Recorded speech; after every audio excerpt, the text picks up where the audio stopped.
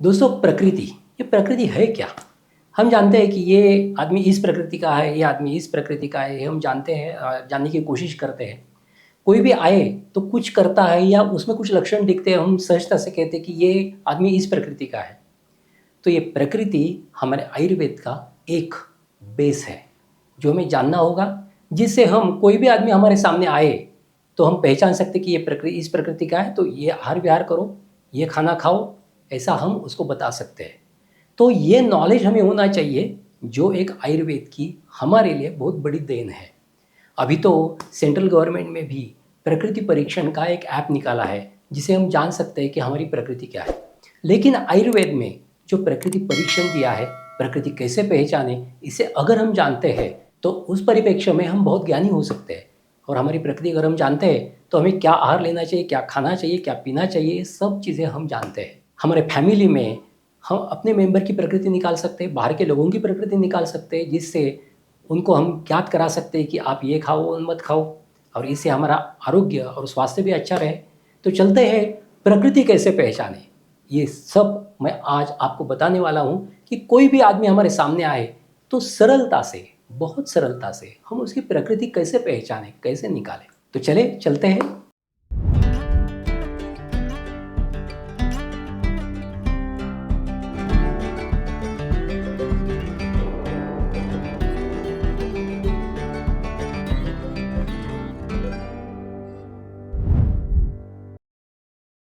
दोस्तों प्रकृति आयुर्वेद का एक अहम ऐसा हिस्सा है जो आपको बता देता है कि आपके शरीर का भाव क्या है, आपके धातुओं का भाव क्या है, आपकी भूख कैसे है, आपके मन की अवस्था कैसी है, आपकी बुद्धि की अवस्था कैसी है, आपके शरीर की रचना कैसी है। ये सब आयुर्वेद की प्रकृति आपको बता देती है। अगर ये प्रकृति आपको पता चले तो आपको पता चलता है कि आपको आहार कैसे करना है, विहार कैसे करना है। इसलिए हम आज जानेंगे प्रकृति के बारे में। आयुर्वेद में प्रकृति कैसे निर्माण होती है, ये दो चीज़ों से बताया है।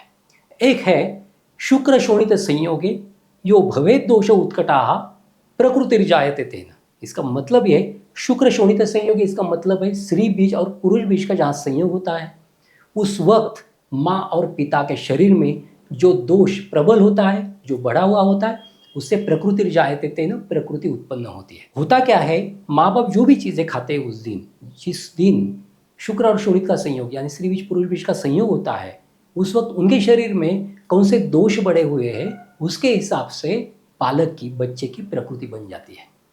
दूसरा भाग है, जब बच्चा माँ के पेट में पलता है, गर्भावस्था में रहता है, तब माँ जो भी आहार विहार करती है उसके हिसाब से उस गर्भ की प्रकृति बनती है। हमने पढ़ा है, सुना है कि सुभद्रा के पेट में जब अभिमन्यु था, तब श्री कृष्ण जी ने जो चक्रव्यूह है उसको भेदन करने की जो कला बताई थी, वो अभिमन्यु सीख गया था। ऐसे ही जब बच्चा पेट में हो तो माँ जो भी आहार करती है, जो भी विहार करती है, जो भी चीज़ें करती है, जो भी सुनती है, जो देखती है, जो अच्छा अच्छा सुनती है, उसका परिणाम गर्भ के ऊपर होता है और उसकी प्रकृति बनती है। उसे कहते हैं काल गर्भाशय प्रकृति। जितने काल तक गर्भ गर्भाशय में रहता है, उस गर्भाशय में होने के साथ उस पे जो माँ ने जो भी किया है उसका परिणाम उस गर्भ पर होता है, इसीलिए उसे काल गर्भाशय प्रकृति कहते हैं। इसीलिए ये बहुत ज़रूरी है कि माँ अच्छा खाना खाए, माँ अच्छी चीज़ें सुने, माँ अच्छा सूंघे, अच्छा देखे। ये सभी चीज़ों का परिणाम बच्चे पर होता है। अभी ये दो प्रकार की प्रकृति बनी। ये प्रकृति आयुर्वेद में 7 प्रकार की बताई है। एक है वात प्रकृति, एक है पित्त प्रकृति, एक है कफ प्रकृति, एक है वात पित्त प्रकृति, एक है पित्त कफ प्रकृति और एक है वात कफ प्रकृति, और 7वीं है तीनों दोषों की सम प्रकृति, वात पित्त और कफ प्रकृति। मैंने जो 7 प्रकृति बताई उनमें से महत्वपूर्ण है 3 प्रकृति, वात पित्त और कफ। इन 3 प्रकृतियों में 3 दोष रहते हैं, वात पित्त और कफ, जो हमारे सृष्टि में जो भी घटक है उनका प्रतिनिधित्व करते हैं। जैसे हमारे सृष्टि में सूरज है, फिर चांद है और पानी है, और तीसरी बात है वायु है।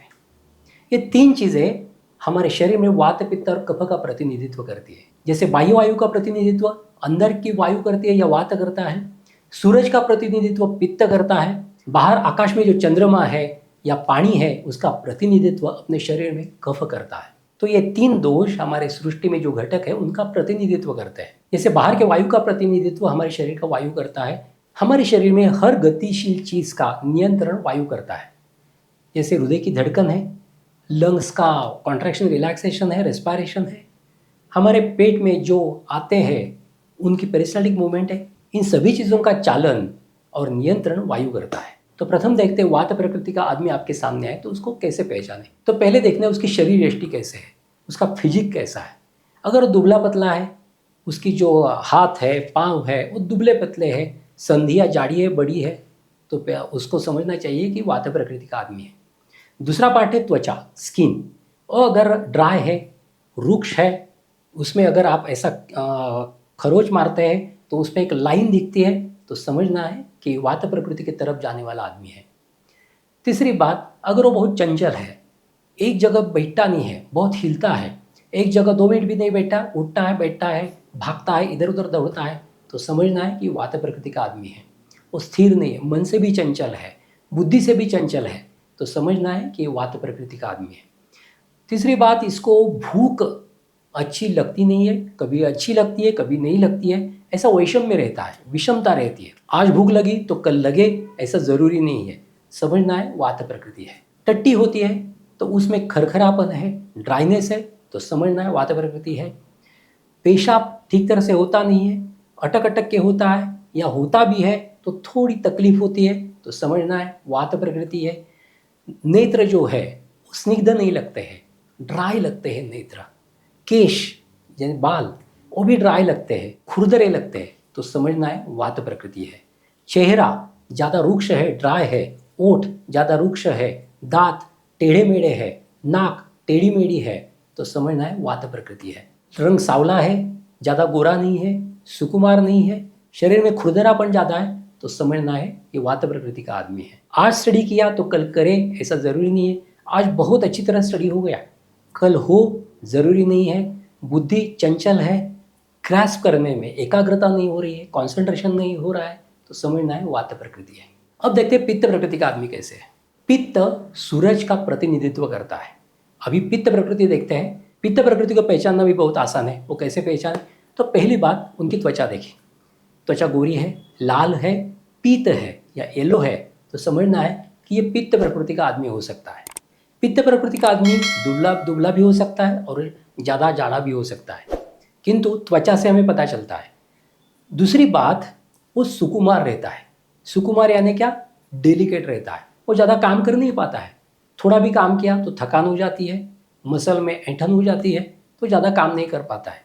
सूरज में ज़्यादा जल्दी जा नहीं पाता है, धूप में ज़्यादा निकल नहीं पाता है, वैसे सनबर्न हो जाता है उसे, त्वचा लाल हो जाती है, तो ये भी चीज़ पित्त प्रकृति के आदमी में हमें दिखती है। इन लोगों का आईक्यू बहुत अच्छा होता है, ग्रास्पिंग बहुत अच्छा है, फटाफट फटाफट वो ग्रास्प कर सकते हैं, गणित हो, साइंस हो, कुछ भी ये बहुत अच्छी तरह पढ़ लेते हैं। अगली बात, उनको भूख बहुत अच्छी लगती है। आयुर्वेद में दंतशुक ऐसा वचन आया है पित्त प्रकृति के आदमी के लिए। जैसे पित्त प्रकृति का आदमी कुछ भी खाता है तो जल्दी हजम हो जाता है, 2-3 घंटे में भूख लगती ही है, इसलिए उसको दंतशुक कहते हैं कि जैसे बार बार भूख लगती है इसको।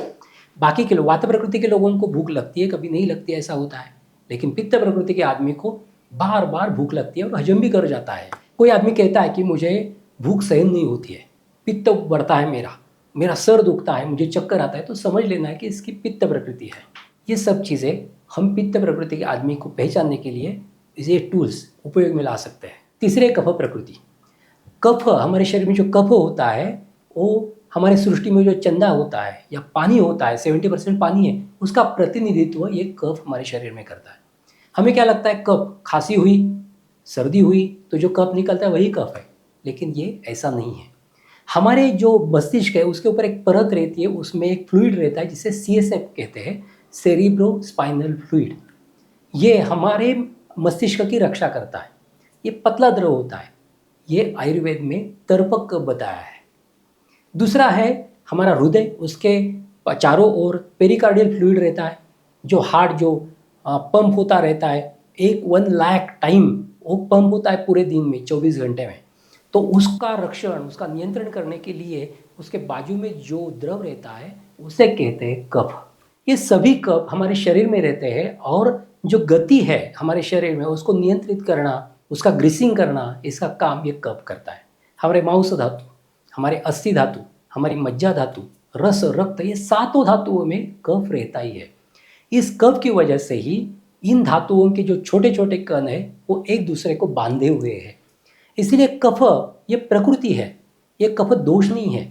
जो दोष, ये कफ दोष जो हमारे खांसी में, हमारे सर्दी में दिखता है, वो ये नहीं है। प्रकृति का कफ अलग है। यदि हमारे सामने कोई कफ प्रकृति का आदमी आता है तो उसे कैसे पहचाने फिर?